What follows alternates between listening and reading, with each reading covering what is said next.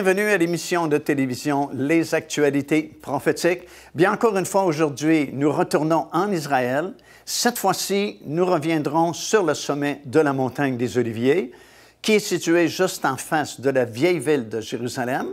En fait, elle est située juste en face de la fameuse porte dorée, qui, à l'époque biblique, n'était pas bloquée comme elle est aujourd'hui, mais par cette porte, on pouvait avoir accès à l'esplanade du temple, sur laquelle avait été construit le premier et le deuxième temple. Et bien sûr, on sait par la parole du Seigneur qu'un troisième temple existera bientôt sur cette esplanade, faisant face à la porte dorée, qui, elle, fait face à la montagne des Oliviers.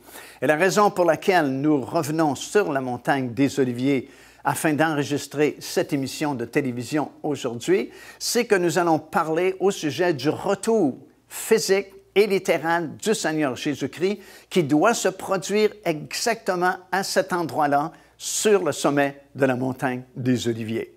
Bien sûr, lorsque nous parlons du retour du Seigneur Jésus-Christ, nous comprenons par les versets dans la parole du Seigneur que son retour se fera en deux phases. Tout d'abord, la Bible nous affirme qu'il reviendra dans les airs seulement, et c'est nous qui serons prêts, ceux qui ont été sauvés et ceux qui se sont préparés pour cet événement glorieux, c'est nous qui monterons à sa rencontre dans les airs.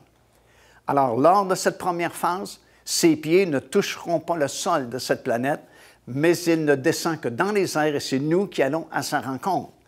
Mais quelques années plus tard, à la fin des 7 années de tribulation, il reviendra, la Bible dit dans le livre de Zacharie, avec tous ses saints, tous ses élus et tous les rachetés. Bien sûr, pour revenir avec lui, il faut d'abord être parti, parce qu'on ne peut pas revenir à moins, premièrement, d'être parti. Alors, nous reviendrons avec lui à la fin des 7 années de tribulation.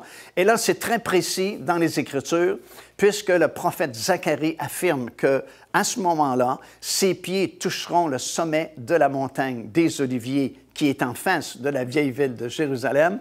La montagne se fendra en deux, dit le prophète, et une grande vallée sera formée, qui deviendra la vallée de Josaphat, où aura lieu le jugement des nations qui auront survécu aux 7 années de tribulation. C'est également dans cette grande vallée qu'aura lieu le tribunal de Christ. Dans cette vallée également qu'aura lieu le festin des noces de l'agneau. Dans cet endroit aussi aura lieu le couronnement du Seigneur Jésus-Christ, que nous parlerons plus en détail dans les émissions futures. Alors, nous allons nous rendre à cet endroit-là parce que, bien sûr, c'est là où le Seigneur Jésus-Christ va revenir. Sur son vêtement, lorsqu'il va revenir, c'est écrit « Roi des rois et Seigneur des seigneurs ». Et son vêtement déjà est teint de sang, comme nous le lisons dans le livre de l'Apocalypse. Et nous allons apprendre au cours de cette émission aujourd'hui pourquoi il y a du sang sur le vêtement du Seigneur Jésus-Christ alors qu'il reviendra à la toute fin. Donc, encore une fois, ça va être une émission très intéressante. Ça va nous permettre, encore une fois, d'avoir cette vue magnifique sur la ville de Jérusalem, puisque lorsque vous êtes sur le sommet de la montagne des Oliviers, il n'y a pas meilleur endroit vraiment pour regarder la vieille ville de Jérusalem, puisque vous êtes en face, comme je mentionnais, de la porte dorée, de l'esplanade du temple, et en fait de la plupart des lieux saints qui se trouvent dans la vieille ville de Jérusalem. Alors, on va se déplacer encore une fois dans le pays de la Bible, dans le pays d'Israël. Nous allons nous rendre à la montagne des Oliviers et nous allons parler justement plus en détail concernant le retour du Seigneur Jésus-Christ, cette fois-là à titre de Roi des rois et Seigneur des seigneurs, alors qu'il reviendra avec tous ses rachetés pour établir son royaume qui durera éternellement. Alors, si vous êtes prêts, nous nous déplaçons en Israël.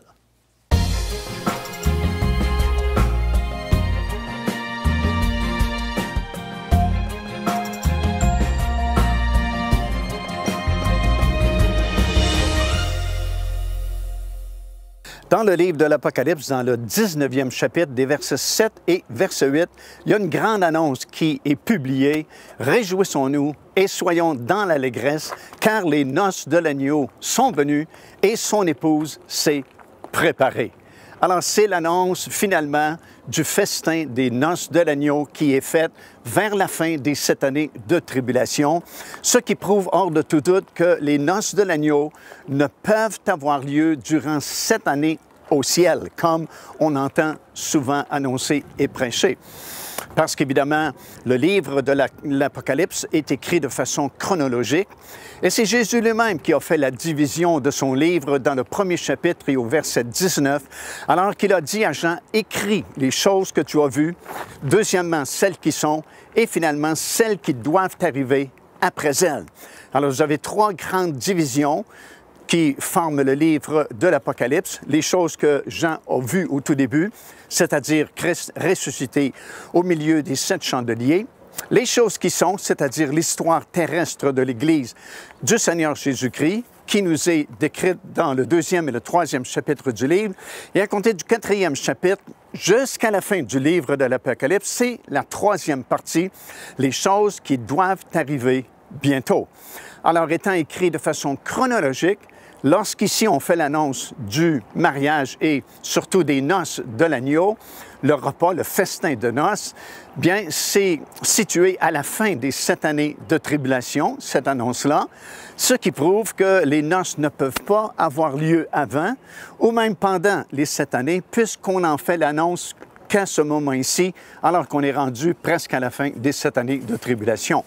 De toute façon, ce ne serait pas possible d'avoir le festin des noces de l'agneau durant les 7 années de tribulation pour plusieurs raisons évidentes. Tout d'abord, et premièrement, c'est que nous, les rachetés de l'Éternel, les saints, nous allons participer au jugement de Dieu sur cette planète durant ces 7 années. On en a parlé souvent au cours de nos émissions de télévision. Déjà, Paul enseignait cela dans l'Épître aux Corinthiens, disant « Ne savez-vous pas que nous allons juger le monde? » Et il y a plusieurs autres références également dans la Bible qui nous disent qu'un jour, nous, les rachetés de l'Éternel, nous allons participer à ces jugements-là avec le Seigneur Jésus-Christ. Donc, ce n'est pas le temps des réjouissances encore, ce n'est pas le temps du mariage et du festin des noces de l'agneau, puisque nous serons quand même très occupés avec le Seigneur Jésus-Christ pour ces jugements-là qui vont durer pour une période de 7 ans. Deuxièmement, ça ne peut pas être le mariage, encore moins le festin des noces de l'agneau, parce que l'épouse n'est pas complète. On sait, parce que nous l'avons enseigné à plusieurs reprises, que l'épouse est composée principalement des prémices des saints de l'Ancien Testament, puis les prémices des saints du Nouveau Testament et les prémices de la dernière génération du peuple juif ici en Israël durant les 7 années de tribulation. Et ce n'est qu'au chapitre 14 du livre de l'Apocalypse, donc dans la 2e partie des 7 années de tribulation, que finalement l'épouse est complète alors que les 144 000 Juifs qui représentent les prémices d'Israël seront rendus au ciel puisque nous les voyons dans ce 14e chapitre sur la montagne de Sion, là-haut dans le ciel. Alors l'épouse ne peut pas évidemment être mariée avant qu'elle soit complète et on ne peut pas avoir le festin des noces de l'agneau tant que le mariage n'a pas eu lieu. Et puis non seulement cela, mais on ne peut avoir les noces de l'agneau ou le festin des noces de l'agneau au ciel durant les 7 années de tribulation pour une raison élémentaire, vraiment très simple, puisque les invités ne sont pas encore rendus au ciel. Si vous lisez attentivement les versets qui parlent au sujet du festin des noces de l'agneau, on mentionne bien « Heureux ceux qui sont invités aux noces de l'agneau ». Évidemment, les invités aux noces de l'agneau, ce ne sont pas les gens qui forment l'épouse. Ce sont 2 catégories de gens différentes. Il y a l'épouse et les invités qui vont venir célébrer le mariage de l'épouse avec son glorieux époux, le Seigneur Jésus-Christ. Et ces invités-là, bien, ce sont principalement les âmes martyrs qui ont donné leur vie au début de cette année de tribulation, la grande foule, par exemple, d'Apocalypse chapitre 7 qui se retrouve au ciel. Ce sont les gens de la grande moisson de la fin qu'on retrouve au chapitre 15 du livre de l'Apocalypse. Et tous les autres morts, toutes les autres personnes qui ont ont accepté le Seigneur durant les 7 années de tribulation seront parmi le groupe qu'on appelle les invités aux noces de l'agneau. Et évidemment, on ne peut pas célébrer pendant 7 années le festin des noces de l'agneau parce que les invités ne seraient même pas encore rendus au ciel. Il y a 2000 ans, exilés sur une île, une multitude de mystères, une révélation pour le futur. Apocalypse. Découvrez les secrets et les bénédictions que l'apôtre Jean a écrits dans ce livre mythique, avec ce nouveau coffret DVD renfermant plus de 10 heures d'enseignement. Apocalypse, disponible au www.paindevie.org.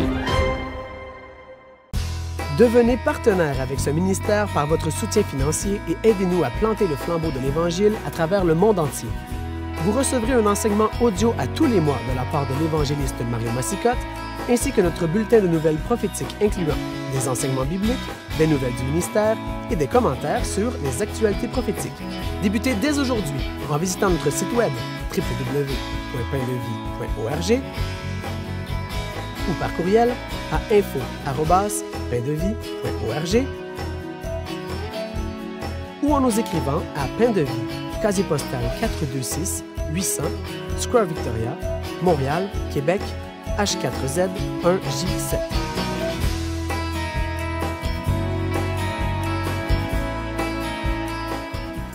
Dans le livre de l'Apocalypse, dans le chapitre 19 et au verset 11, nous lisons ces paroles. « Puis je vis le ciel ouvert, et voici parut un cheval blanc. Celui qui le montait s'appelait Fidèle et Véritable, et il juge et combat avec justice. » En fait, c'est le retour du Seigneur Jésus-Christ sur cette terre. Après les 7 années de tribulation, le ciel va s'ouvrir et le Seigneur Jésus-Christ va revenir, monter sur un cheval blanc.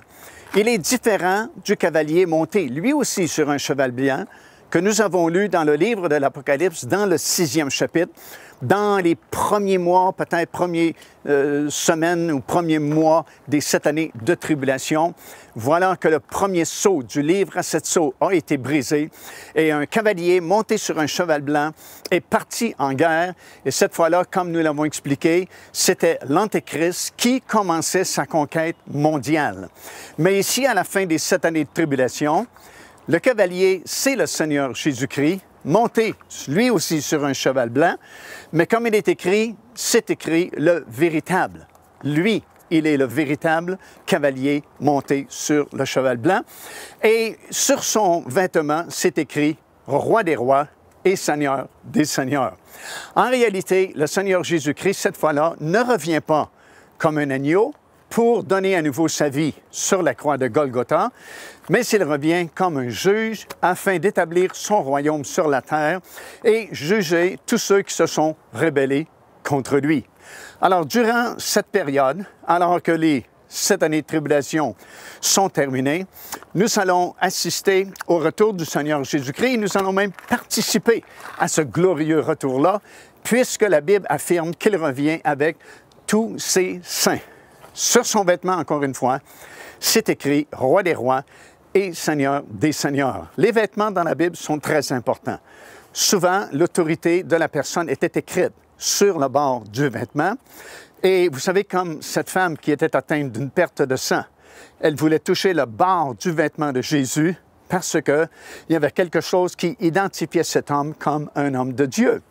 La même chose s'est produite lorsque Saül poursuivait David et que David s'est retrouvé dans le fond d'une caverne, d'une grotte, et David est entré dans cette grotte-là, et les soldats qui étaient avec David ont dit « Voici ton opportunité de liquider ton adversaire, vas-y et tue-le. » Et David a pris son épée, il est venu par derrière Saül, mais son cœur, la Bible dit, s'est mis à battre fortement dans sa poitrine, et il a été incapable vraiment de tuer Saül.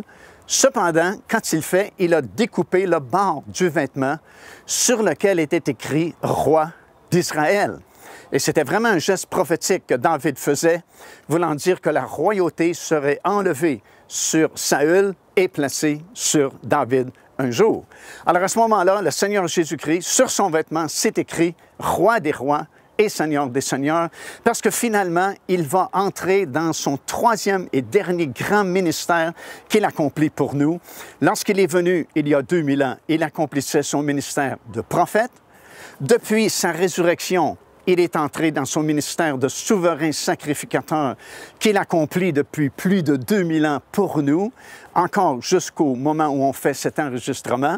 Mais lorsqu'il va revenir, il revient comme roi des rois et Seigneur des seigneurs pour établir son royaume, et son royaume ne passera jamais. Les attentats terroristes, les catastrophes naturelles, les changements climatiques, corruption, violence, quel espoir reste-t-il? Le rétablissement de toutes choses. Procurez-vous le tout dernier livre de l'évangéliste Mario Massicotte et découvrez l'espérance d'un monde meilleur sur le point d'émerger. Le rétablissement de toutes choses, un héritage incontournable des connaissances acquises sur 4 décennies de ministère. Disponible au www.paindevie.org. Non seulement est-il écrit sur son vêtement « Roi des rois et Seigneur des seigneurs », mais la Bible nous dit dans Apocalypse chapitre 19 et au verset 13 que son vêtement était déjà teint de sang. Pourquoi son vêtement est-il déjà teint de sang lorsqu'il revient pour mettre un terme à la bataille d'Armageddon et pour rétablir son royaume sur cette terre? Bien, nous apprenons qu'il a passé d'abord dans un endroit qui s'appelle Botsra.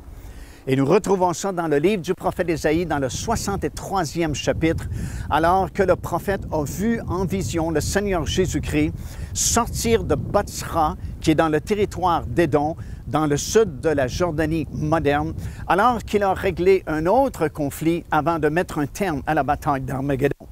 Puisqu'en effet, nous nous souvenons qu'au milieu des 7 années de tribulation, lorsque l'abomination de la désolation a été établie dans le lieu très saint du futur temple qui sera construit ici, derrière moi, sur l'esplanade du temple à Jérusalem, ceux qui auront eu du discernement spirituel et qui réaliseront que cet homme qu'ils avaient accepté comme leur Messie 3 années et demie auparavant, c'est impossible vraiment qu'il soit leur Messie, mais c'est vraiment l'Antéchrist, vont pouvoir fuir Jérusalem. Et le seul endroit où ils pourront fuir, c'est justement dans le territoire d'Édom, dans le désert, dans un endroit qui s'appelait autrefois Botsra, où se trouve aujourd'hui la ville de Pétra. Et nous nous souvenons que plusieurs personnes ont pu fuir Jérusalem pour se réfugier dans cette ville de refuge que va devenir Pétra durant les 3 dernières années et demie de ces 7 années de tribulation. Et alors que la bataille d'Armageddon fait rage, que la ville de Jérusalem ici est assiégée par les armées de plusieurs nations du monde qui se sont rassemblées dans la vallée de Megiddo pour attaquer Jérusalem et détruire la ville et les habitants de la ville, le Seigneur Jésus-Christ va d'abord venir à Botsra, dans cette région-là, dans le territoire d'Édom, dans le sud de la Jordanie, pour libérer ceux qui se sont réfugiés là-bas. Et il va y avoir un conflit, et le conflit est décrit pour nous dans ce chapitre-là, Ésaïe chapitre 63. Et c'est pourquoi il y a du sang qui a jailli sur le vêtement du Seigneur Jésus-Christ lors de cette confrontation-là à Botsra.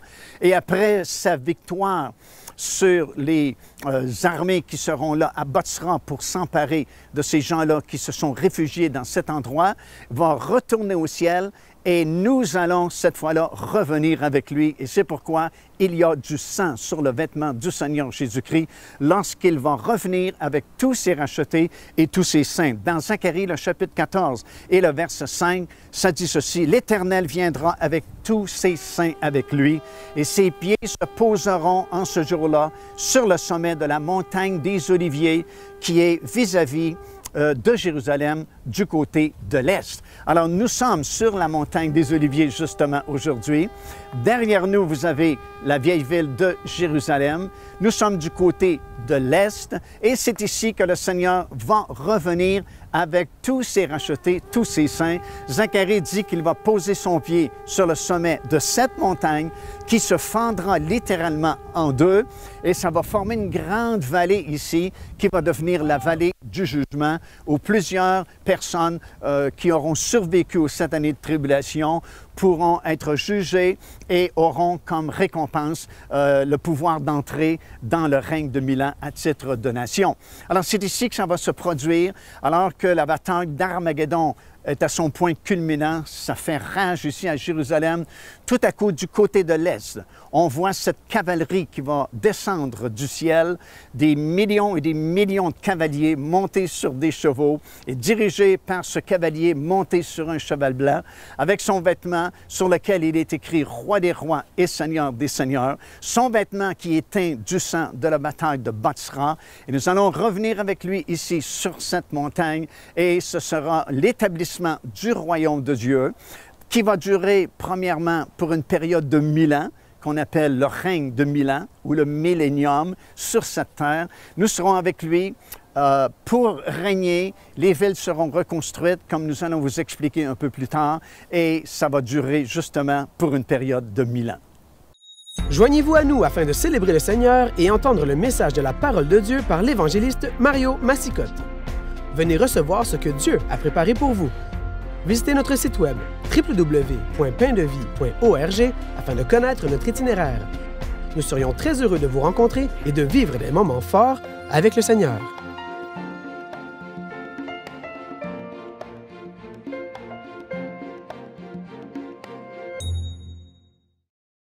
Alors, nous sommes toujours sur le sommet de la montagne des Oliviers et c'est ici que va prendre fin le conflit, celui qu'on appelle la bataille d'Armageddon, lorsque le Seigneur Jésus-Christ finalement va revenir pour mettre un terme à cette bataille-là. Comme nous l'avons enseigné dans le livre de l'Apocalypse, dans le chapitre 19, nous voyons ce cavalier, le Seigneur Jésus-Christ, monté sur un cheval blanc.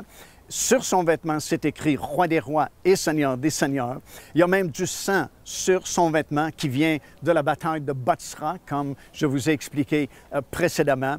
Et ici, en Israël, c'est vraiment l'heure tragique. C'est vraiment, il n'y a plus d'espoir parce que Israël est acculé au pied du mur. 7 ans auparavant, ils avaient accepté cet homme comme leur Messie. Mais 3 ans et demi plus tard, ils vont bien réaliser que ça ne pouvait pas être leur Messie parce que c'est l'Antéchrist en réalité, ils vont le reconnaître. Et ceux qui auront du discernement spirituel pourront fuir à ce moment-là dans cette région du territoire d'Édom, comme nous avons expliqué. Alors, à ce moment-ci, toutes les armées du monde sont réunies. Ils sont partis de la vallée de Megiddo, sont rendus à Jérusalem. Déjà, le tiers de la ville est tombé. On veut se débarrasser de la race juive, on veut détruire complètement la ville de Jérusalem. Il n'y a plus d'espoir pour le peuple. Bien que les 2 prophètes spéciaux que Dieu a envoyés ont sûrement préparé et prêché au peuple juif que le véritable Messie était sur le point de se manifester. Mais voilà qu'à la toute dernière minute, du côté de l'Est justement, là où nous trouvons aujourd'hui. Il y a comme une espèce de lueur, comme une éclair qui sort du ciel et c'est une cavalerie, très nombreux cavaliers montés sur des chevaux et dirigés par le Seigneur Jésus-Christ qui lui est monté sur ce cheval blanc et ils vont se diriger à partir du ciel, du côté de l'Est, jusqu'ici, sur la montagne des Oliviers où je me tiens présentement. Le prophète Zacharie dit, lorsque ses pieds vont toucher le sommet de cette montagne, elle va se fendre en deux.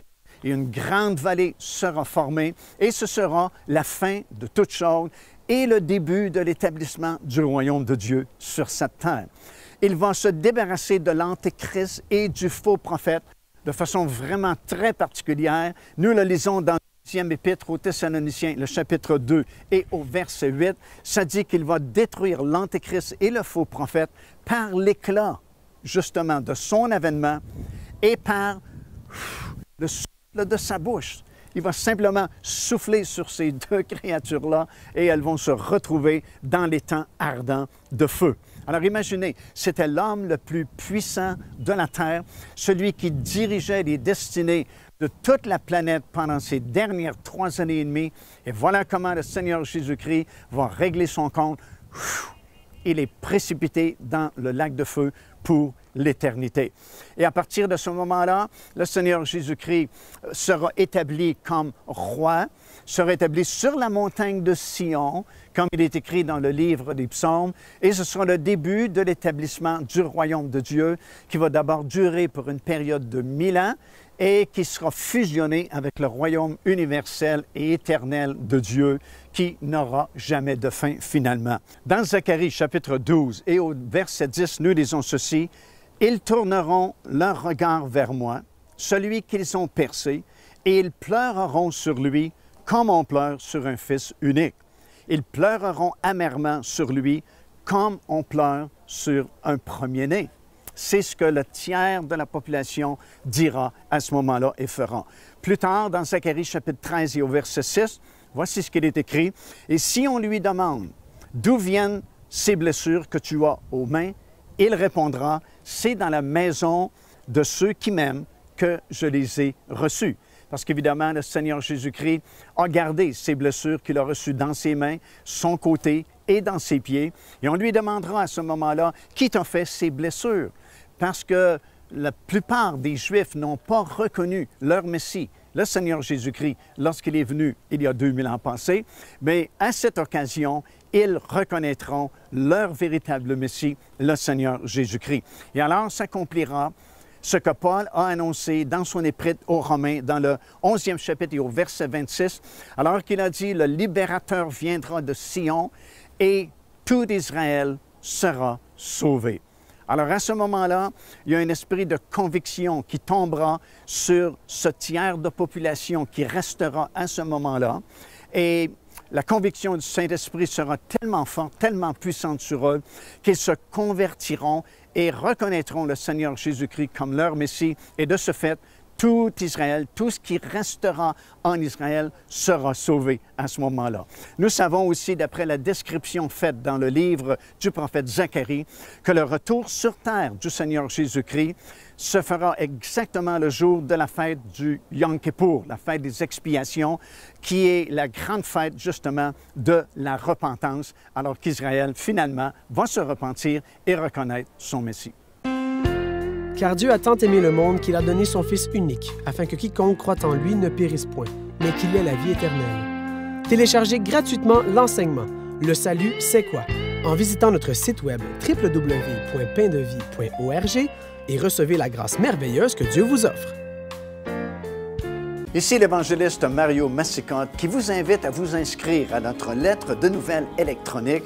Et pour ce faire, il suffit de visiter notre site web au www.paindevie.org et tout en haut à la droite de votre écran, vous allez voir cet onglet sur lequel vous cliquez et vous vous inscrivez tout simplement. Ça vous permettra de recevoir des nouvelles du ministère de Pain de Vie et en même temps recevoir le bon enseignement de la parole de Dieu. Faites-le donc aujourd'hui même.